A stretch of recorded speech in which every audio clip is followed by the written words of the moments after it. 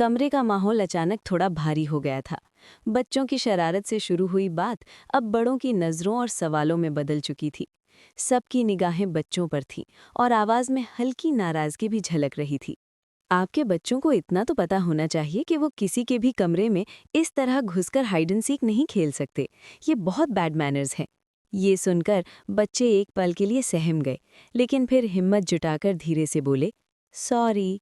उनकी आवाज़ में मासूमियत थी और दिल से निकली हुई माफ़ी भी। वहीं खड़े मिस्टर सलूजा का चेहरा थोड़ा सख्त था, लेकिन जैसे ही बच्चों ने अपनी बात समझाई कि वो बस जल्दी में छुपने के लिए आए थे, उनका दिल पिघल गया। उन्होंने हल्की मुस्कान के साथ कहा, कोई बात नहीं बेटा, मुझे पता है तुम्हारा इरादा गलत नहीं था। माहौल धीरे धीरे फिर से हल्का होने लगा और बच्चे राहत की सांस लेते हुए वहां से निकल गए। जैसे ही वो बाहर आए, उनकी धड़कनें अभी भी तेज थीं।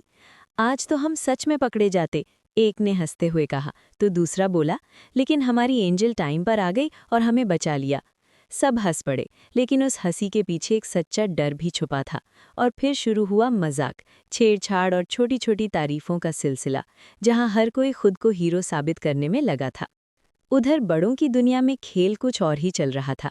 शक, चालाकी और प्लान्स, हर कोई अपने हिसाब से चाल चल रहा था। किसी को किसी पर भरोसा नहीं था और हर मुस्कान के पीछे एक राज छुपा था। मन्नत को लेकर उठते सवाल, उसकी हर हरकत पर नज़र और उसे समझने की कोशिश, ये सब धीरे धीरे कहानी को और गहरा बना रहे थे। फिर सीन बदलता है एक प्यारे और इमोशनल पल में, जहाँ एक पिता अपनी बेटी पर गर्व कर रहा है। उसकी आंखों में चमक है और आवाज़ में प्यार। तुम बहुत ब्रेव हो, वो कहते हैं, और बेटी की आंखों में खुशी के आंसू आ जाते हैं। फिर एक छोटा सा सरप्राइज़, एक खूबसूरत डायमंड पेंडेंट, जो सिर्फ एक गिफ्ट नहीं बल्कि उनके रिश्ते की मजबूती का प्रतीक बन जाता है। ये हमारी तरह है, फॉरएवर स्ट्रॉन्ग।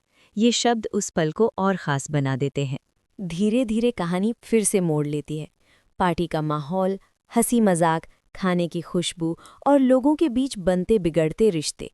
लेकिन इसी खुशी के बीच अचानक एक अजीब घटना होती है। मन्नत कुछ ऐसा पी लेती है जिससे उसकी तबीयत बिगड़ जाती है। सब घबरा जाते हैं और वहां अफरा तफरी मच जाती है। लेकिन क्या ये सच में एक हादसा था या फिर किसी प्लान का हिस्सा? इसी बीच एक और बड़ा खेल शुरू होता है। सच को सामने लाने के लिए एक नया प्लान बनता है। नाटक, झूठ और इमोशंस का इस्तेमाल करके असली चेहरे को बेनकाब करने का। अगर मैं नशे में होने का नाटक करूं तो? ये सवाल कहानी को और दिलचस्प बना देता है।